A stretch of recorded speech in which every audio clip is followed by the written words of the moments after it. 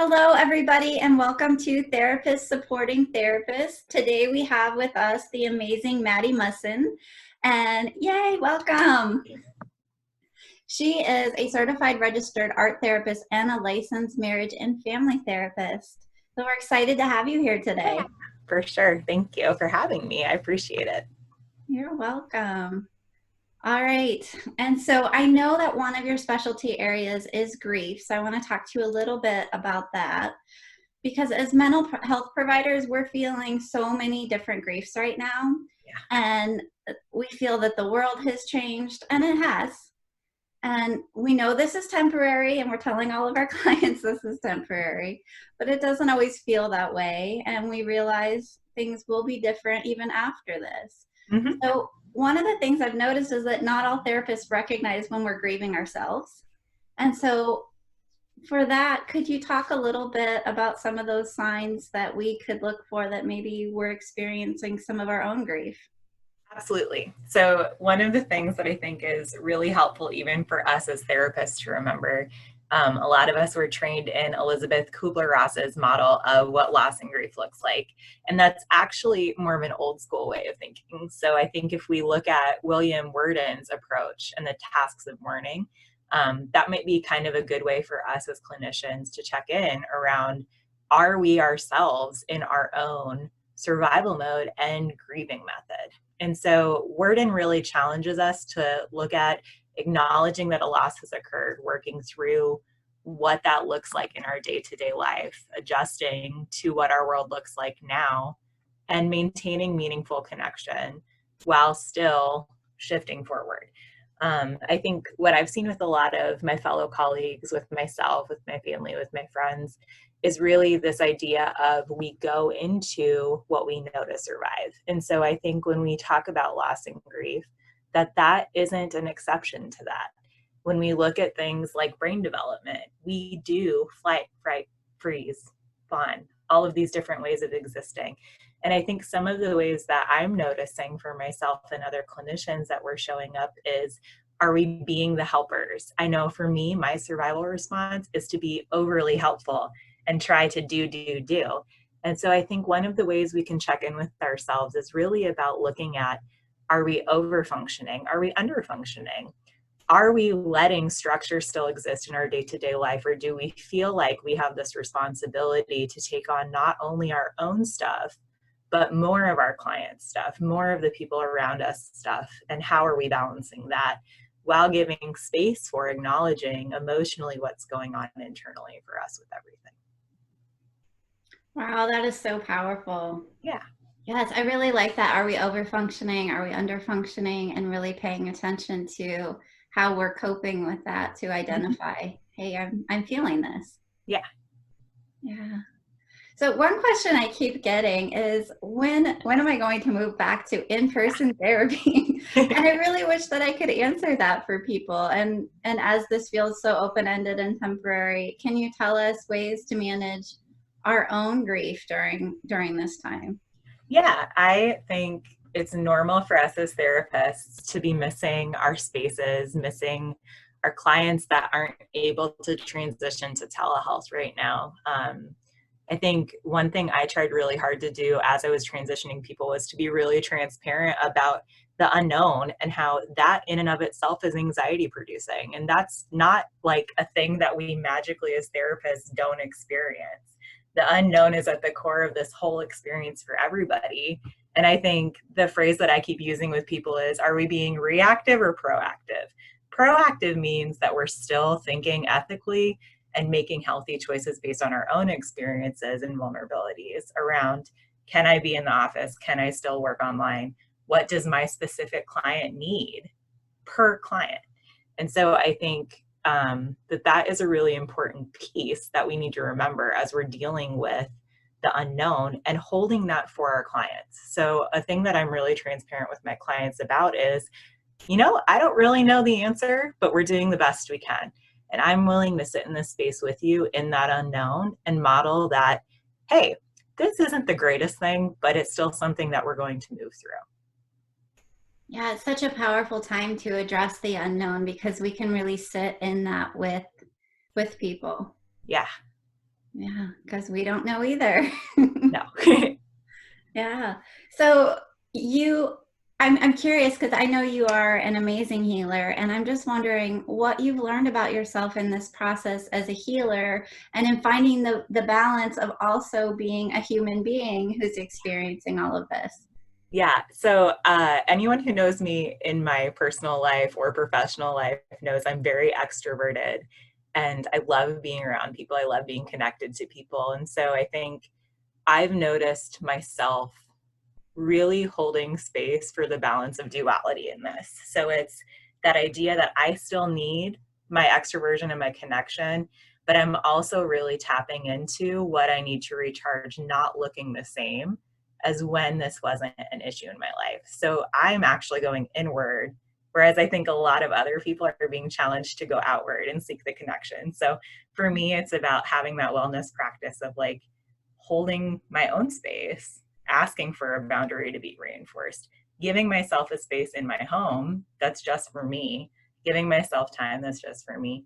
And at the core is really utilizing my resources with creating and staying connected through helping. And so I think it's this really cool space of like me going internal instead of external. And I think it's important to have both. And I think that we need to look at what is our normative thing that we do and what is the piece that's our opposite. Because I think this whole experience, especially for those of us that are helpers, is really asking us to sit with whatever we're not used to sitting with, which is challenging, but doable. Yeah. Oh, that's so beautiful. I love that. Yeah.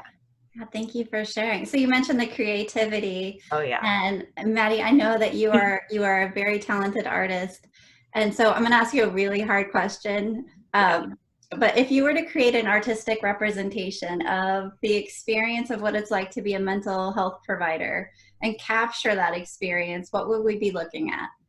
So the way that I've metaphorically been talking about it through some of my supports is when you think about trying to hold space and balancing it all and just hearing all of our stories of our clients and holding space for all these little pieces, it's literally like if you imagined these hands that were all of the different pigments that we have in our skin tones and humanity. And I think it's as simple as thinking of like mosaics or thinking of rainbow and all of these different shades of color and light and uniqueness and not really definable things, but holding it. And that's kind of, I think, the challenge that we have right now is we're bringing it all together. We're bringing each of our diverse experiences into it, and we're just holding and we're creating and we're allowing to be what it is. Oh, that's beautiful. I have an image in my head that's so pretty Okay. right now. I wish I could pop it on the screen. Yeah, I would like to go create that now. That's what I'm going to do probably after this. That's beautiful. Yeah. As I'm also working on an art piece to represent this times. It's going slow, but I'm getting there. I hear though, in addition to being an artist, you're also an art therapist and you're president of the Iowa Art Therapy Association. Yeah. So you're really into this. Yeah, and so one of the things I think about is I'm an artist and I'm a therapist, but I don't feel qualified to do art therapy. Can you briefly tell us what an art therapist does? Absolutely. I'm really glad you asked this question, actually. I think that a lot of people don't really know, but an art therapist is somebody who specifically gets a master's degree in the expressive therapies or explicitly in art therapy. And what we're trained in that clinical program is how to integrate the expressive arts with talk-based approaches in therapy. So we're doing psychotherapy, but we're allowing the expressive materials to be part of the process of what that time with our clients looks like. And we're allowing the arts to be a therapeutic modality in and of itself. So the art that's created is part of the therapy, and it's also part of the process, which I think is really cool because when I'm working with people, it's engaging in our brains in a different way than talk-based intervention does. And so that's why developmentally, structurally, depending on what we're working on, using that creativity is so important, not just for kids, not just for teens, for all of us. Oh, that's so fascinating. So that makes me want to ask you, would you be willing to lead us through like an art therapy exercise that we can maybe do Yes. after this video? Absolutely. I will also share some links with Michelle of like stuff on my Facebook page. So Creatively Thriving LLC. Right now, one of the ways I'm giving back is like community videos on Mondays. And so those are definitely art-based and body-based as well, because I think the two go hand in hand. But the one that I was thinking might be kind of fun to do today is have people grab something to write with, grab a sheet of paper, since we're working with limited stuff. And I want you to just think about it in a very structured way and create a symbol to represent 3 things you're grateful for, 3 challenges or things that are lost or different now, and 3 hopes or wishes that you have. Because when we can name it and we can create a symbol for it, it's allowing that process to shift it in our brain. Oh, that's awesome. Okay, I'm totally going to do that after this. Good. And all those links. Yes, all those links are going to be posted below. And then, so is there any, like, after I do that, is there any like interpretation that I could do for myself? Yeah. So the cool thing about art therapy, and I like to normalize that for people who maybe like wanted to do it but are afraid that we're like judging them, it's never about the quality of the work you're making. It's all about what the meaning is to you. So therapists that are art therapists don't go and like interpret your artwork, but it's about sitting with it and recognizing what is coming up for me and what else is there. Maybe it'll be something like a color association for you. Using colors that we have positive connections to enhances it in our brain, actually. One of the things I really love about being an EMDR clinician as well is that I can then use that to resource as a tool for my clients internally. So if you notice a specific symbol, a specific color, something that really is important and positive, or a calm or a neutral even right now, then it would be okay to actually integrate some body work with that and breath work and with that as well, and do what we do in EMDR, which is resourcing. So you're going to take your hands, or you can even just tap your feet, and you're just going to go 5 times to 10 times and take a breath.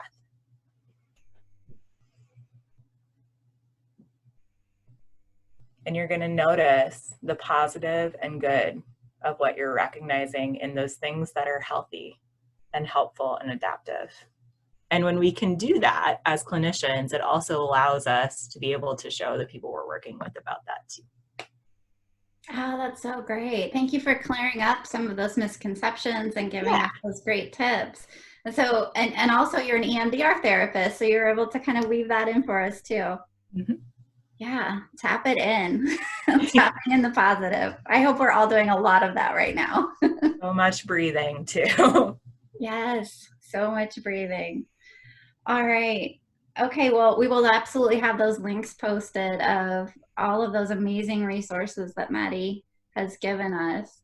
So many therapists have not historically been doing telehealth.